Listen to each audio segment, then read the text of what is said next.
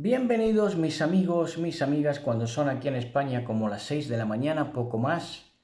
Estamos con la enseñanza La familia no se exhibe, se razona, dentro de la lista de reproducción de enseñanza para pastores, porque es necesario que los pastores también entiendan estos puntos que vamos a conectar a continuación, en la que también vamos a hablar de experiencias que nos ha tocado vivir o ver de algún modo.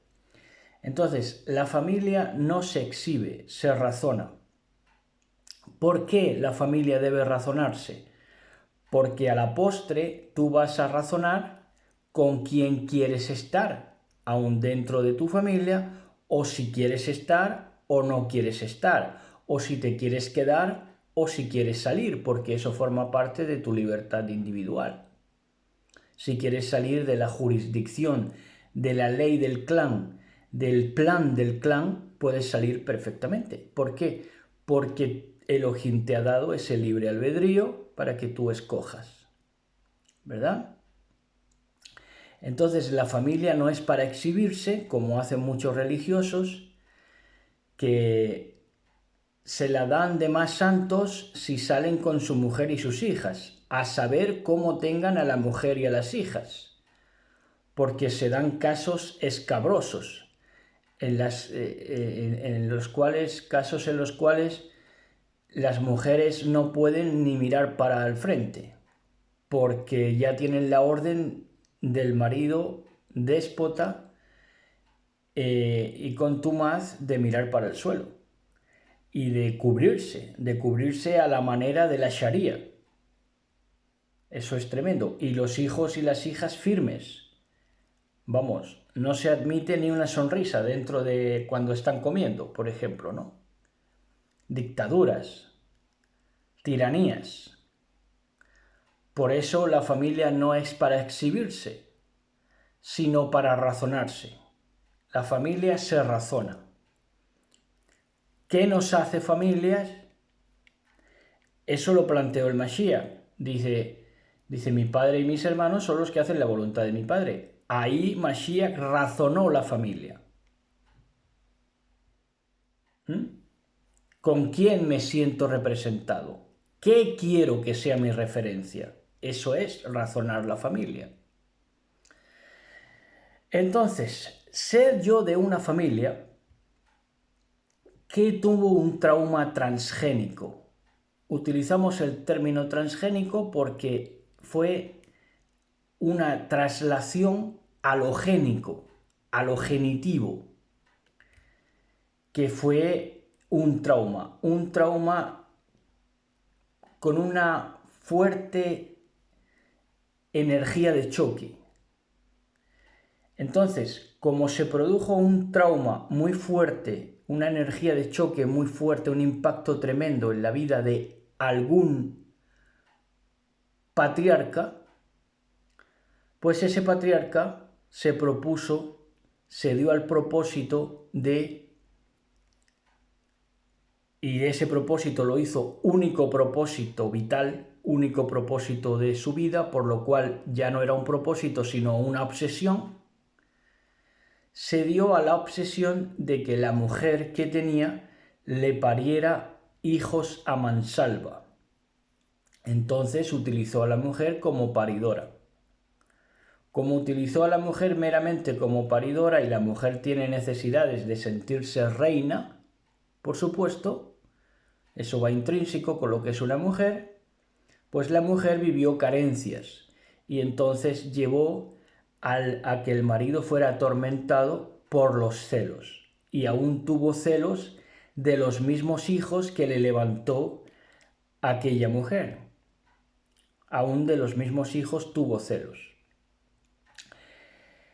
Entonces, esa fue la obsesión de ese hombre, fortalecerse, ¿verdad? Tener muchos hijos para fortalecerse, porque había sido supuestamente abusado en sus viajes de nomadismo, de una vida itinerante, Y entonces en esa vida itinerante le tocó muchas veces estar solo y ser abusado por otras familias más grandes. Entonces se propuso que su hija fuera, que su mujer fuera una paridora experta, y entonces así se fortaleciera él y adquiriera a través de la prole un estatus social, que era lo que venía buscando. ¿Eso es malo? No. Eso es bíblico. Salmos 27. En el libro de los Salmos, capítulo 20,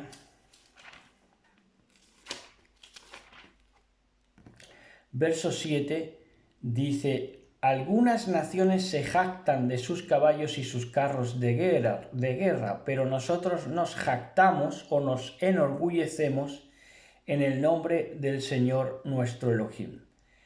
Entonces, hay que enorgullecerse no en el número, no en los carros, no en los caballos. Hay mucha gente que se enorgullece de los carros, de los coches, de los caballos, que caballos pueden ser sus propios hijos, que son caballos desbocados. Se enorgullecen de eso, ¿verdad? Pero nosotros, cuando habla de nosotros es el pueblo de Elohim, los sencillos, nos enorgullecemos en el nombre del Señor nuestro Elohim. Ese es el llamado. Apocalipsis 29 nos habla de una situación tremenda. Y una situación que estamos viviendo en estos momentos, por lo cual ya sabemos cuál va a ser el siguiente paso, que va a ser la aniquilación con fuego. 29 dice, en el Apocalipsis dice: y los vi cuando subían por toda la anchura de la tierra, por lo cual eran innumerables. Eran unas hordas de orcos a como diera lugar. Y los vi cuando subían por toda la anchura de la tierra y rodeaban al pueblo de Elohim y a la ciudad amada, pero cayó fuego del cielo sobre el ejército que atacaba y lo consumió. Eran un ejército. Orcos, hordas de orcos. O sea que por número no sería. Por buscarse paridoras como aquel patriarca no sería, ¿verdad? En Salmos 69:4...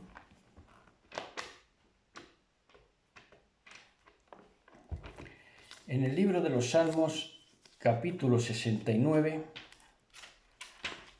y verso 4,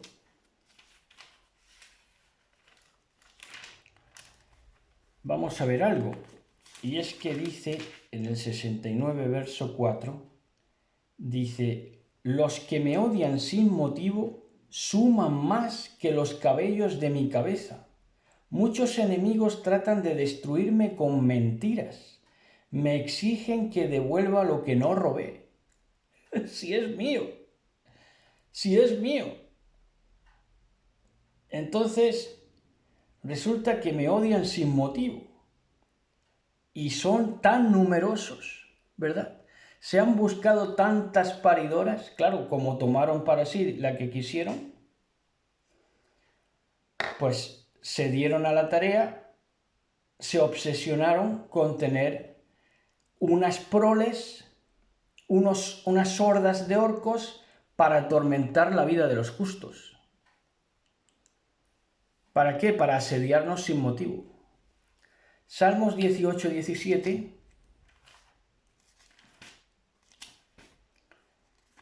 En Salmos 18, verso 17 dice: me rescató, hablando de Elohim, me rescató de mis enemigos poderosos, de los que me odiaban y eran demasiado fuertes para mí. Ahora, ¿por qué eran demasiado fuertes? Hombre, de cara a cara no le temería un rey como David. Pero eran más fuertes porque eran más número, eran más numerosos. Y en el 142:6 del mismo libro de los Salmos, en el 142, verso 6, nos dice escucha, dice, oye mi clamor, porque estoy muy decaído, le dice a su Dios, a su Elohim. Rescátame de mis perseguidores, porque son demasiado fuertes para mí. Ahora, David no era un afeminado. Si hubieran ido vis a vis, los hubiera enfrentado, pero eran más fuertes que él porque eran mayores en número. Entonces, el problema de esa familia a la que he mencionado antes fue que de oprimidos pasaron a opresores. Y entonces pasaron al otro lado, a la fuerza oscura. Y en Deuteronomio 32:15 nos dice, en el 32:15, pero Israel pronto engordó, ahí está lo que le pasó a esa familia, engordó y se volvió rebelde. Y el pueblo aumentó de peso, es decir, se hicieron más. Se puso gordo y relleno. Entonces abandonó a Elohim, quien lo había creado. Se burló de la roca de su salvación. Eso es justo lo que le sucedió a esa familia y muchas otras alrededor del mundo. Y entonces nos encontramos con Juan 7:24. Y en Juan capítulo 7, verso 24, dice en el 7:24 de Juan, vamos a ver, 7:24, dice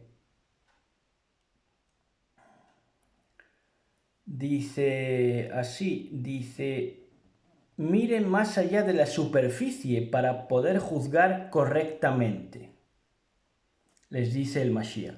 O en otras versiones dice, no juzguen según las apariencias, sino juzguen en justo juicio. Cuando Jesurún engorda y empieza a dar coces, es cuando aumentan su número, y entonces cuando aumentan su número ya ven cosas carnales, y entonces ven la superficie, y entonces ven las apariencias. Y entonces ya solo miran el estatus de las personas según el número de sus familias. Y no solamente miran para darle estatus al individuo según lo numerosa que sea su familia, sino lo adherido que esté el individuo a sus familias, es decir, que profese el mismo credo familiar. Y el mismo credo familiar puede ser esa obsesión de proliferar solamente en número y no en adquisición intelectual y en logros sociales. Entonces, en Romanos 10, 20, 21,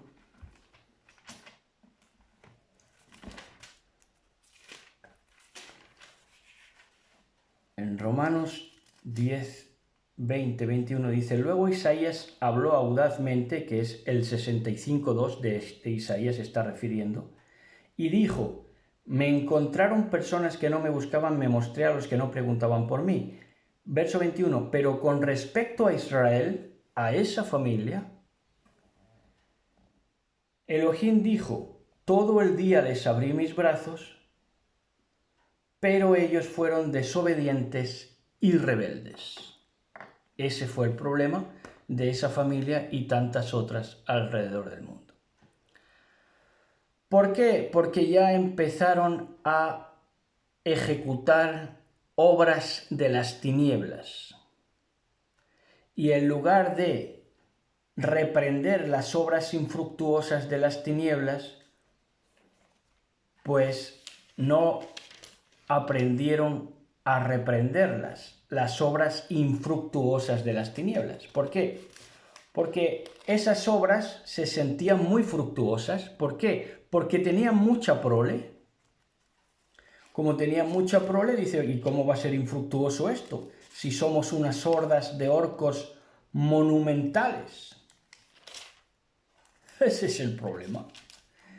Entonces en Efesios 5:11 ya nos advertía nuestro Elohim de que dice,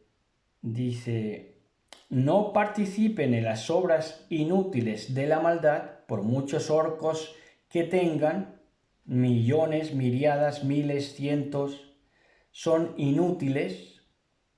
¿Por qué? No desarrollan, no evolucionan.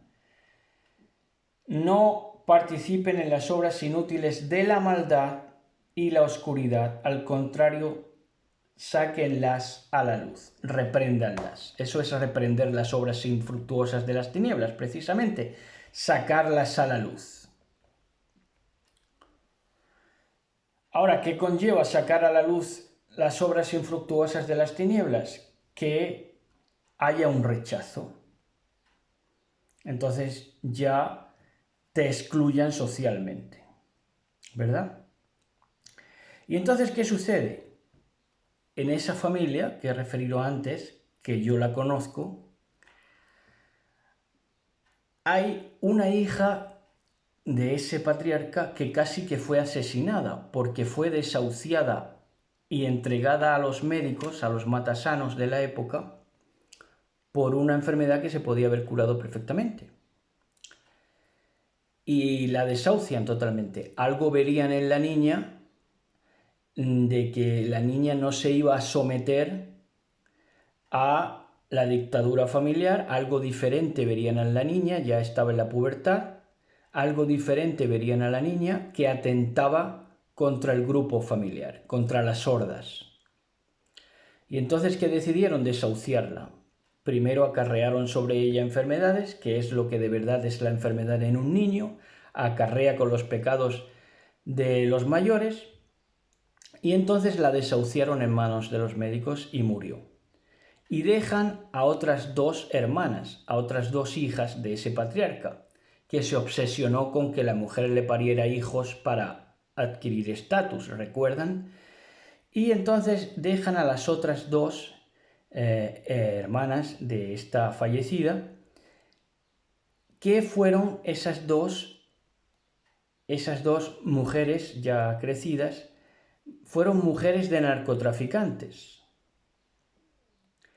Y golpean a una de ellas, a la mayor, porque se quiere emancipar lejos del núcleo familiar. Y entonces por eso le pegan el palizón del siglo, los mismos hermanos. Pero cuando ellos ven que el marido, que con quien se casa, es un narcotraficante y un sinvergüenza, pues ya empiezan a reverenciar al individuo, a su hermana y a toda la prole que vino después, de narcotraficantes. Así es la cosa. Entonces,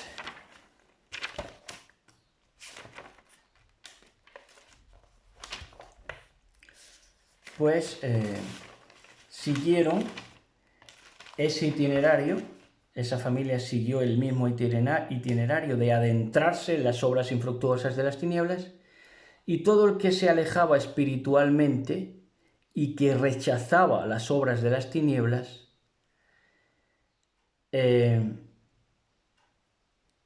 pues era mordido, ¿verdad? Era mordido. Y entonces, al final, acabaron diciéndole a la posteridad de ese patriarcado, de esa casa patriarcal, que el diablo no se viene a la mayoría, acusando a otro de los que dudaron y de los que pusieron en cuestión la unidad familiar. Y entonces le dijeron, el diablo no se viene a la mayoría. ¿A la mayoría de quiénes? A la mayoría de hordas descerebradas. Pero esto después de qué? Después de que ese fruto de ese patriarcado, uno de tantos, que fue prole, después de trabajar 15 años a cambio de nada, o más bien a cambio de que al final su propia familia testimoniara que nunca colaboró con su familia, después de haber estado 15 años trabajándoles de gratis. Y después de que ese muchacho, pese a la contradicción racista de su familia, que separaba el mundo entre dos razas, entre la etnia a la que él pertenecía y la otra, vio todas esas contradicciones, pero sin embargo acompañaba a su papá antes y después de la mala jugada que le hicieron, acompañaba a su papá religiosamente cada día a la iglesia. ¿Y cómo pagaron? Atormentándole como si fuera un adversario, un demonio. Y al cabo de 20 años seguía diciendo, los progenitores de esa familia decían, el diablo no se viene a la mayoría. Después de haberle tratado como diablo 20 años antes, atormentando su vida. Bueno, entonces, aquí se produce Salmos 38:20.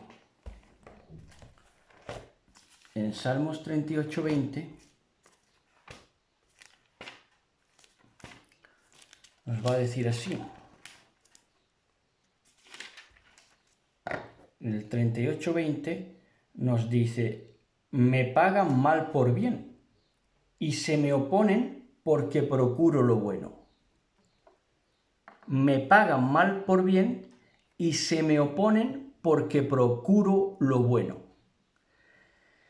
Entonces, yo les hablo entrañablemente, les llevo buenos recuerdos que hemos pasado juntos y responden con besanía, con demencia rabiosa y maldicen mi vida. Me tratan de adversario. ¿Cómo puede ser esto? Sí, la serpiente es así, tiene sangre fría, no se compadece. Esto es así, señores. Entonces, la treta política, inclusive pastoral, por eso estamos dando este tema en esta lista de reproducción de enseñanza para pastores, la treta política y religiosa ha sido la misma siempre, para aparentar, ¿verdad? Juzgan según las apariencias, y como saben que la mayoría de la gente es superficial, que juzga según las apariencias, o no la mayoría de la gente, sino ese tipo de gente, ¿no? Lo dejamos ahí.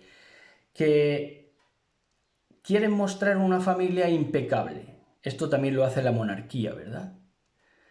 Quieren mostrar una familia impecable. Y para ello reclutan, como hizo el que empezó esta saga, ¿verdad? De la que he hablado. Intentó reclutar a sus propios hijos. Los reclutaba después de hacerle parir a su mujer, utilizarla de paridora y poco más. Por eso se buscó lo que no tenía de cornamenta. Entonces, han reclutado, estos de la treta política y religiosa, han reclutado inculcando el miedo de reprender, el miedo a reprender las obras infructuosas de las tinieblas. Esto es lo primero que les han inculcado a los hijos. El miedo a reprender las obras infructuosas de las tinieblas, que entre paréntesis se puede llamar demonios ancestrales. Miedo a reprenderlos, a esas obras infructuosas de las tinieblas. Entonces, la conclusión es que la familia se demuestra por lo íntimo, por lo que yo sea capaz de abrirme delante de ti. Eso es lo que demuestra ser familia, no por lo exhibido, ¿verdad? Y ese reclutamiento que hacen, y ya con esto acabamos, mostrando una familia supuestamente impecable, ese reclutamiento que inculcan en los hijos o en los auditorios o en los partidos políticos o en las congregaciones de los pastores es que fuera se sufre. Con eso es que reclutan, pero luego el sufrimiento de dentro sobrepasa. Shalom, shalom, besos y abrazos.